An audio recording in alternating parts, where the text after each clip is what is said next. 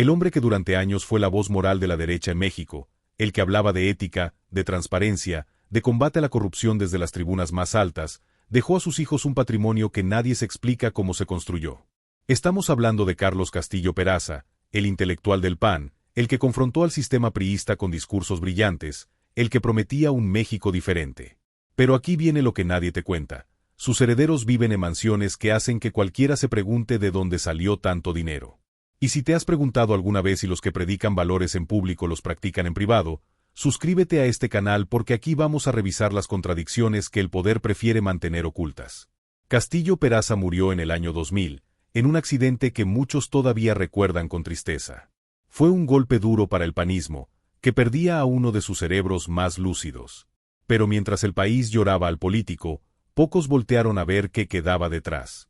Y lo que quedó fueron propiedades, inversiones, cuentas que no aparecen en ninguna declaración patrimonial pública. Porque hay que decirlo claro, Castillo Peraza nunca fue empresario. Fue político, intelectual, académico. Su sueldo venía de la Cámara de Diputados, de conferencias, de columnas de opinión. Entonces la pregunta que nadie ha respondido con claridad es simple. ¿De dónde salió el dinero para que sus hijos heredaran propiedades valoradas en decenas de millones de pesos?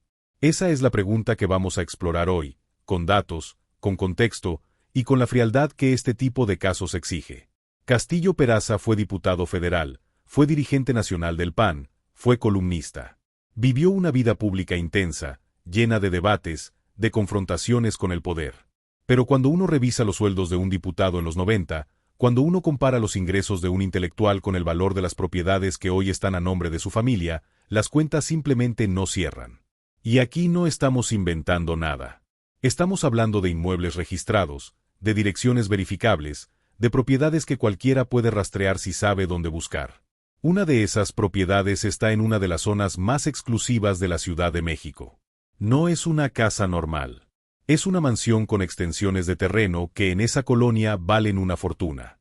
Hablamos de zonas donde el metro cuadrado se cotiza en dólares, donde los vecinos son empresarios de primer nivel, donde la seguridad privada es parte del paisaje. Y ahí, en medio de ese contexto, está una de las propiedades heredadas por los hijos de Castillo Peraza. ¿Cómo llegó ahí? ¿Con qué recursos se adquirió? ¿En qué momento un político que ganaba un sueldo público pudo hacerse de un bien así? Esas son las preguntas que incomodan, las que nadie quiere responder. Pero no es solo una propiedad. Según registros a los que se ha tenido acceso de manera indirecta, la familia Castillo Peraza tiene más de un inmueble registrado. Y aquí es donde la historia empieza a tomar forma. Porque una casa cara puede explicarse con una herencia familiar, con un crédito, con una inversión inteligente. Pero cuando son varias propiedades, cuando el patrón se repite, cuando los valores suman y suman, entonces ya no estamos hablando de suerte ni de ahorro. Estamos hablando de flujos de capital que exigen explicaciones. Y esas explicaciones nunca han llegado. La familia ha mantenido un perfil bajo, casi invisible. No dan entrevistas sobre este tema. No aclararán. No desmientras. Simplemente viven sus vidas, lejos de los reflectores, mientras el legado moral de Carlos Castillo Peraza se usa todavía en discursos panistas para hablar de honestidad y transparencia. La ironía es brutal. ¿Alguna vez tiene sentido que los que más hablan de ética son los que más tienen que esconder? Porque eso es exactamente lo que pasa en este caso. Castillo Peraza construyó su carrera sobre la crítica al PRI, sobre la denuncia de la corrupción, sobre la exigencia de rendición de cuentas. Y está bien, esas banderas eran necesarias. Pero cuando volteas a ver su propio entorno, cuando revisas lo que dejó, cuando ves en qué condiciones viven sus herederos, empiezas a preguntarte si realmente practicaba lo que predicaba. Y no es un tema menor. Porque si los líderes morales de un partido resultan tener patrimonios inexplicables, entonces todo el discurso se cae. Todo se convierte en pura fachada. Y eso es lo que está en juego aquí, la credibilidad de una narrativa completa. Ahora bien, hay que ser claros. No estamos diciendo que Carlos Castillo Peraza cometió un delito. No hay sentencias. No hay acusaciones formales. Lo que sí hay son inconsistencias. Hay silencios. Hay propiedades que no cuadran con los ingresos documentados. Y en un país donde la transparencia debería ser obligatoria para todos los que han tenido cargos públicos, esos silencios pesan. Pesan mucho. Porque si alguien vivió de dinero público, si alguien tuvo acceso a información privilegiada, si alguien estuvo en posiciones donde se toman decisiones que afectan a millones, entonces tiene la obligación de explicar su patrimonio. No es un favor. Es un deber. Y ese debía no se cumplió. Los hijos de Castillo Peraza heredaron no solo propiedades, sino también un apellido que en círculos panistas sigue siendo respetado. Ese apellido abre puertas. Ese apellido da acceso. Ese apellido protegido.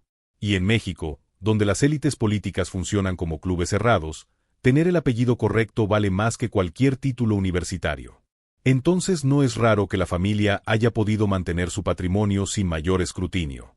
Porque nadie quiere tocar a los intocables.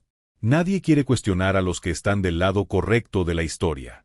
Y Castillo Peraza, para muchos, sigue siendo un héroe. Un mártir del panismo. Un hombre que murió joven, en la cima de su carrera, sin manchas aparentes. Pero las manchas no siempre están a la vista. A veces están en los registros públicos. A veces están en las escrituras. A veces están en las cuentas que nadie revisa porque nadie se atreve. Dentro de un momento te voy a mostrar el detalle que conecta todo esto con el entorno político en el que se movió Castillo Peraza, porque esto no es un caso aislado. Esto es parte de un patrón. Ahora somos capaces del contexto.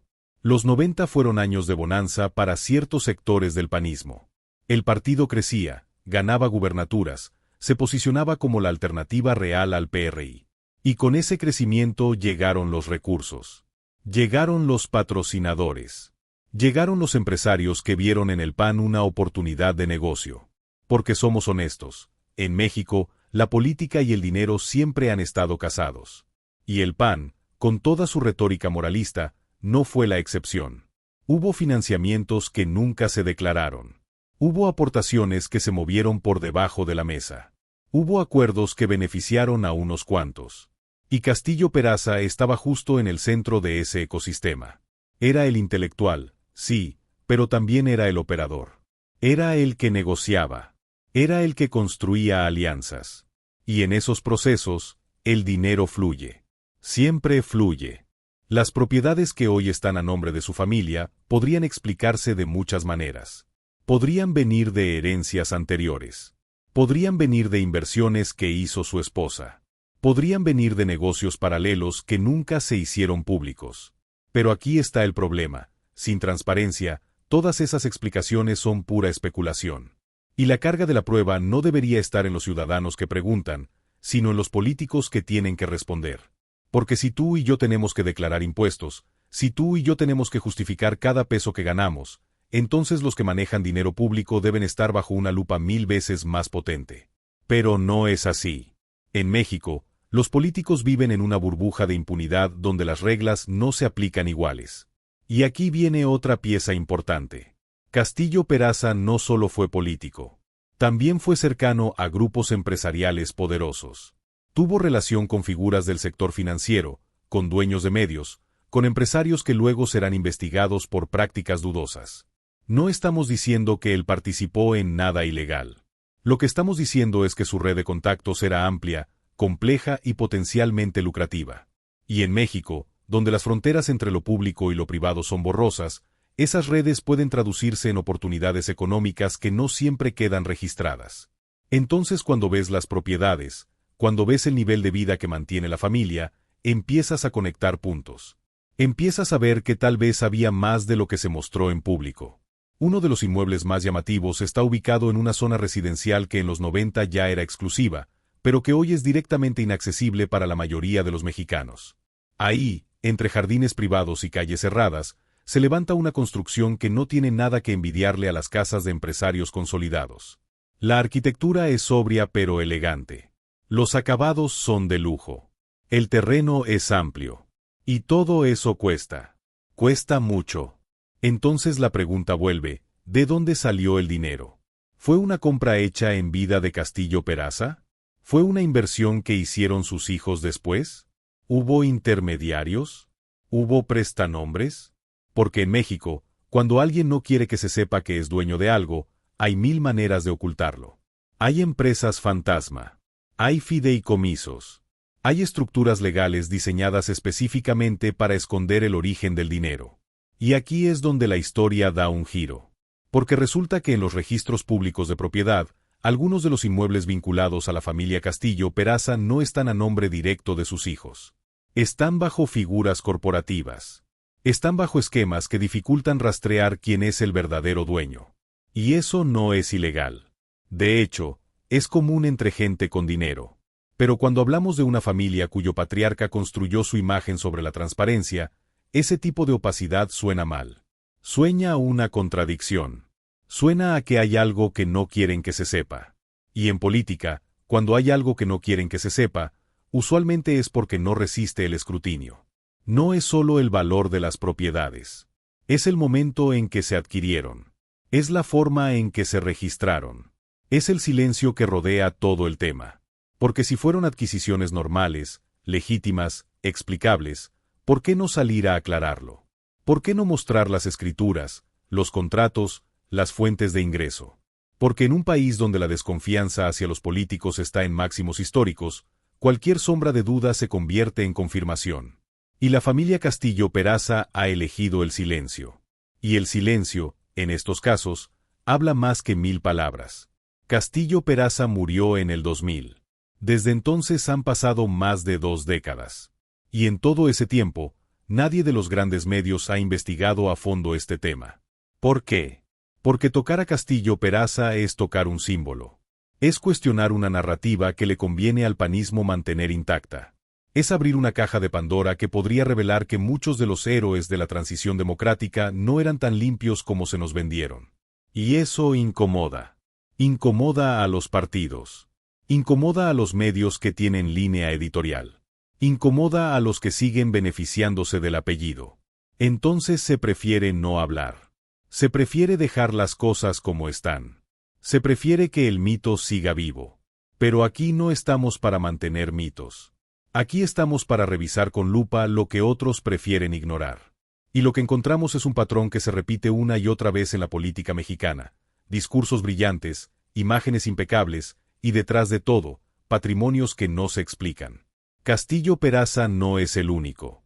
Es solo uno más en una larga lista de políticos que vivieron del erario, que prometieron austeridad y que dejaron fortunas a sus familias. La diferencia es que él construyó una imagen tan sólida, tan respetable, que nadie se atrevió a cuestionarlo. Hasta ahora. Las propiedades heredadas por sus hijos no solo son valiosas por su precio de mercado. Son valiosos porque representan poder. Porque en México, tener propiedades en ciertas zonas te da estatus. Te da acceso. Te abre puertas. Y los hijos de Castillo Peraza han sabido aprovechar ese capital simbólico. Han mantenido relaciones con figuras políticas de alto nivel. Han participado en círculos empresariales. Han usado el apellido para construir sus propias carreras. Y todo eso está bien, si se hace con transparencia. Pero cuando el origen del patrimonio que sustenta todo eso es opaco, entonces la legitimidad se pone en duda.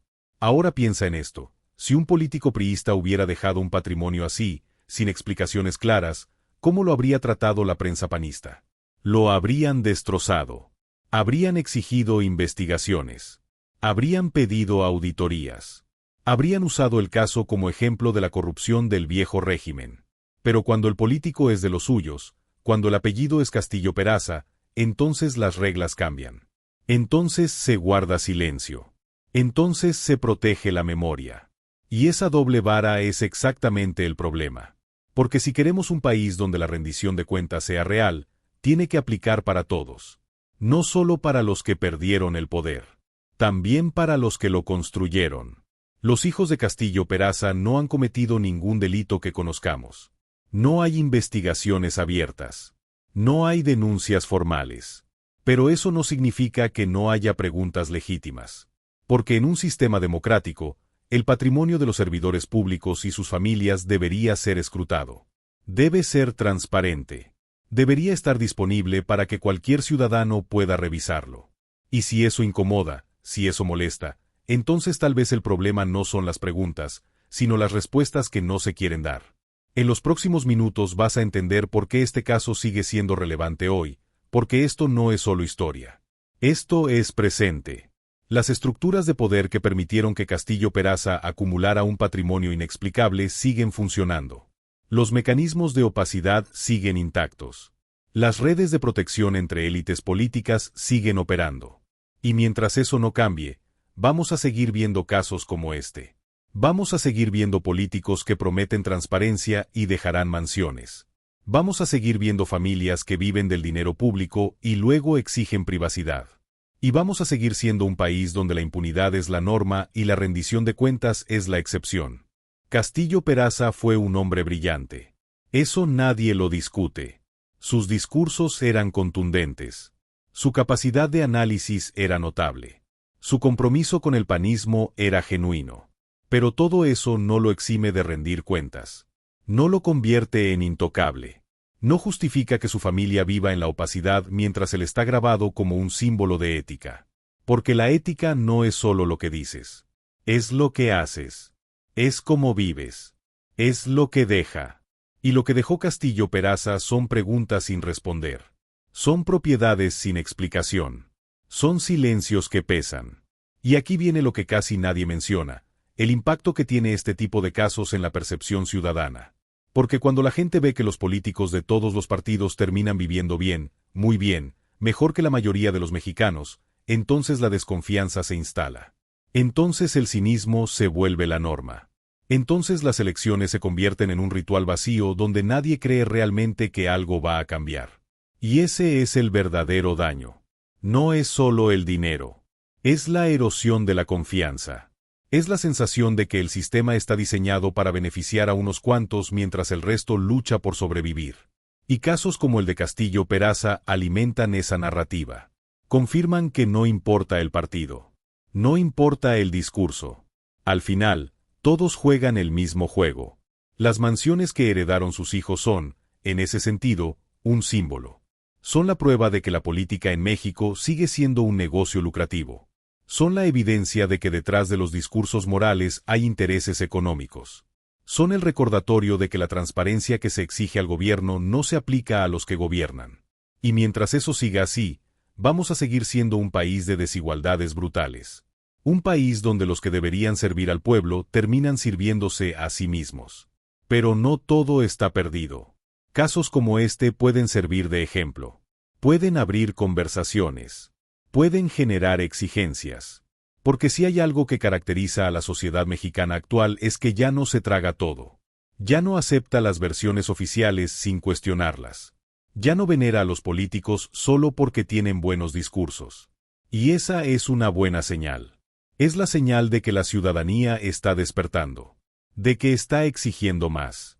De que está dispuesta a señalar las contradicciones sin importar de qué partido vengan. Entonces cuando revisamos el caso de Carlos Castillo Peraza y las propiedades que heredó a sus hijos, no lo hacemos para destruir su legado. Lo hacemos para completar la historia. Para que no se quede solo con la versión oficial. Para que se entienda que los héroes también tienen zonas grises. Y que esas zonas grises merecen ser exploradas. Porque solo así, solo con transparencia total, solo con rendición de cuentas reales, vamos a poder construir un país diferente. Las mansiones siguen ahí. Los hijos de Castillo Peraza siguen viviendo sus vidas. El panismo sigue usando su nombre en sus discursos. Y mientras tanto, millones de mexicanos siguen preguntándose por qué los políticos siempre terminan bien. Porque los que prometen combatir la corrupción nunca explican su propio patrimonio. ¿Por qué las élites se protegen entre sí? Y esas preguntas no van a desaparecer. Van a seguir ahí, incomodando, presionando, exigiendo respuestas. Este es el punto que cambia por completa la narrativa. Porque no se trata solo de Carlos Castillo Peraza. Se trata de un sistema completo que permite que esto suceda. Se trata de leyes que protegen a los poderosos. Se trata de instituciones que no investigan. Se trata de medios que no cuestionan. Se trata de una sociedad que durante mucho tiempo ayudó que así eran las cosas. Pero eso está cambiando. Y casos como este son la prueba de que ya no podemos seguir mirando para otro lado. Castillo Peraza fue un político importante. Dejó huella en el PAN. Dejó ideas que todavía se discuten. Pero también dejó un patrimonio que no cuadra. Y eso no se puede ignorar. No se puede bloquear debajo de la alfombra. No se puede justificar con el argumento de que era un buen hombre. Porque ser un buen hombre implica transparencia.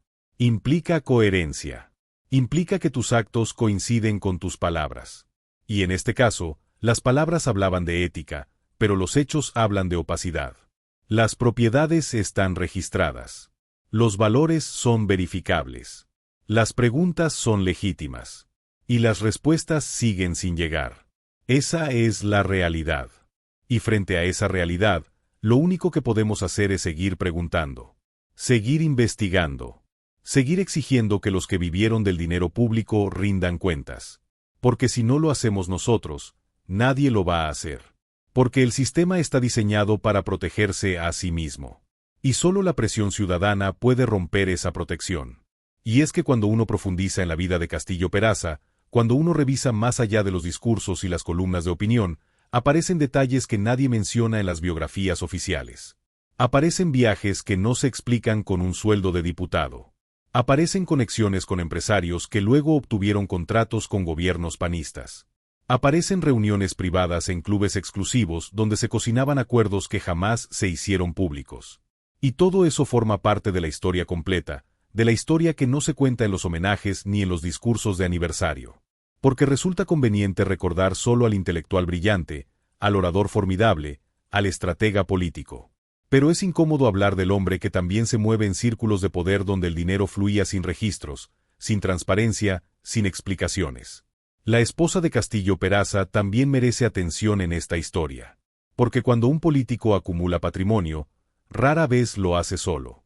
Generalmente hay figuras cercanas que administran, que invierten, que manejan los recursos de maneras que no aparecen en ninguna declaración. Y en el caso de la familia Castillo Peraza, la esposa ha mantenido un perfil tan bajo que prácticamente es invisible. No hay entrevistas. No hay apariciones públicas.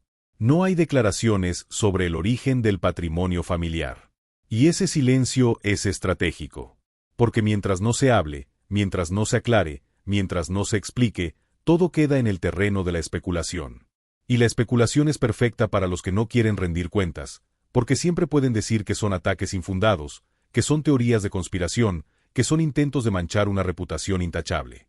Pero aquí viene algo que debería saber. En México, la ley obliga a los servidores públicos a presentar declaraciones patrimoniales. Castillo Peraza las presentó durante su tiempo como diputado. Y cuando uno revisa esas declaraciones, que por cierto son públicas aunque nadie las consulta, los números no cuadran con lo que hoy posee su familia. Hay un salto patrimonial que no se explica. Hay adquisiciones que no aparecen. Hay incrementos en el valor de los bienes que no corresponden con los ingresos declarados. Y eso no es una opinión. Son datos. Son cifras. Son inconsistencias documentadas que cualquiera puede verificar si se toma el tiempo de ir a los archivos, de solicitar la información, de cruzar los números. Y aquí es donde el sistema mexicano muestra su peor cara. Porque las declaraciones patrimoniales existen, pero no sirven de nada si nadie las revisa. Están ahí, en algún archivo burocrático, acumulando polvo, mientras los políticos siguen viviendo tranquilos sabiendo que nadie va a cuestionar sus cifras. Y cuando alguien intenta cuestionarlas, cuando alguien señala las contradicciones, entonces aparecen los defensores del legado, los que dicen que es una falta de respeto hablar mal de los muertos, los que acusan de revanchismo político a cualquiera que se atreva a pedir explicaciones. Pero pedir explicaciones no es faltarle el respeto a nadie. Es ejercer un derecho ciudadano. Es necesario transparencia. Es recordarle a los que tuvieron poder que ese poder vino del pueblo y que al pueblo se le deben respuestas. Los hijos de Castillo Peraza crecieron en un entorno privilegiado. Estudiaron en las mejores escuelas. Tuvieron acceso a oportunidades que la mayoría de los mexicanos ni siquiera puede imaginar. Y todo eso es legítimo si se construye con recursos legítimos. Pero cuando no hay claridad sobre el origen de esos recursos, cuando las propiedades que sustentan ese estilo de vida no se explican, entonces hay un problema ético. Hay una contradicción moral. Hay una traición a los principios que el propio Castillo Peraza defendía en público. Porque uno no puede pasarse la vida criticando la corrupción del PRI y luego dejarle a sus hijos un patrimonio que huele exactamente a lo mismo que criticaba. Y no es que los hijos tengan la culpa de lo que hizo su padre. Ellos heredaron lo que heredaron. Pero sí tienen la responsabilidad de aclarar, de abrir los libros, de mostrar que todo se hizo de manera correcta. Porque el apellido que llevan no es solo un apellido. Es un símbolo. Es una marca política. Y con ese apellido vienen responsabilidades. Vienen obligaciones. Viene el deber de sostener con hechos lo que su padre sostenía con palabras. Pero en lugar de aclarar, han optado por el silencio. Han optado por vivir discretamente, lejos de los reflectores, esperando que el tiempo borre las preguntas. Y tal vez lo logre. Tal vez en unos años nadie recuerde esta contradicción. Tal vez el mito de Castillo Peraza como héroe panista queda intacto para la historia oficial. Pero lo que no va a cambiar son los hechos. Lo que no va a desaparecer son las escrituras de esas propiedades. Lo que no se va a borrar son los registros que muestran que algo aquí no cuadra. Y esto nos lleva a una reflexión más amplia sobre la política mexicana. Porque Castillo Peraza no es un caso aislado.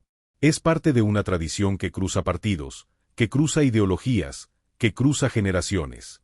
La tradición de usar el servicio público como trampolín para el enriquecimiento personal. La tradición de prometer austeridad y vivir en la abundancia. La tradición de exigirle transparencia al adversario pero blindar la propia.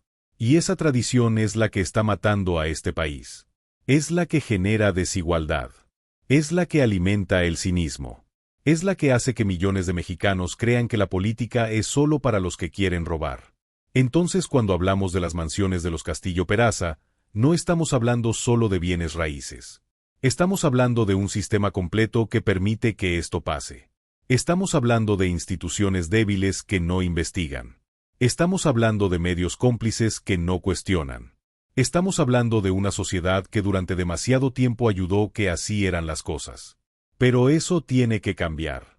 Tiene que cambiar porque no podemos seguir construyendo un país sobre mentiras. No podemos seguir aceptando que los que nos gobiernan vivan en un nivel de opacidad que jamás toleraríamos en nuestra propia vida. Y aquí viene algo fundamental. Esto no es un ataque al PAN. Esto no es defensor al PRI ni a Morena ni a ningún otro partido. Esto es defensor de un principio básico de democracia.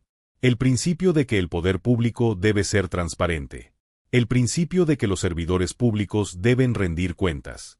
El principio de que nadie, absolutamente nadie, está por encima del escrutinio ciudadano. Y si el PAN realmente creyera en los valores que dice defensor, debería ser el primero en exigir que se aclare el patrimonio de Castillo Peraza. Debería ser el primero en pedir una auditoría. Debería ser el primero en demostrar que su héroe no tenía nada que ocultar. Pero no lo hace. Y no lo hace porque sabe que abrir esa puerta implicaría revisar a muchos otros. Implicaría cuestionar fortunas que se construyeron al amparo del poder. Implicaría aceptar que el panismo también tiene sus zonas oscuras. Las propiedades que heredaron los hijos de Castillo Peraza están ahí. Son reales. Son tangibles. Y representan algo más grande que unas simples casas de lujo. Representan la brecha entre el discurso y la realidad.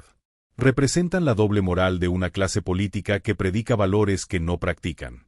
Representan la razón por la que tantos mexicanos ya no creen en la política. Y eso es lo que realmente está en juego aquí. No es solo justicia retrospectiva. Es la posibilidad de construir un futuro diferente. Un futuro donde los que aspiran a gobernar sepan que van a ser observados, cuestionados, investigados. Un futuro donde el servicio público vuelva a ser lo que debería ser, servicio, no negocio. Ahora, si has llegado hasta aquí, si has seguido toda esta historia, déjame decirte que esto es solo una pieza del rompecabezas. Hay muchos más casos como este. Hay muchos más políticos con patrimonios inexplicables. Hay muchas más familias que viven de lo que sus padres o madres acumularon en puestos públicos. Y si quieres seguir entendiendo cómo se mueve realmente el poder en México, suscríbete a este canal. Porque aquí no vamos a dejar de cuestionar. No vamos a dejar de investigar. No vamos a dejar de señalar las contradicciones. Dale me gusta si crees que este tipo de contenido es necesario. Activa la campanita para que no te pierdas las próximas investigaciones. Y déjame en los comentarios qué parte de esta historia te hizo más ruido. ¿Qué te sorprenderá? ¿Qué te indignó? Porque este canal existe gracias a ustedes, gracias a que hay gente que todavía cree que vale la pena conocer la verdad completa, no solo la versión que nos quieren vender. Las mansiones de los Castillo Peraza siguen en pie. El imperio inmobiliario que heredaron sigue generando valor. Y mientras tanto, México sigue siendo un país donde la mayoría lucha por llegar a fin de mes. Esa es la contradicción que no podemos dejar de señalar. Esa es la injusticia que no podemos normalizar. Y por eso seguimos aquí, poniendo sobre la mesa lo que otros prefieren callar. Porque la memoria no puede ser selectiva. Y la justicia no puede tener apellidos protegidos.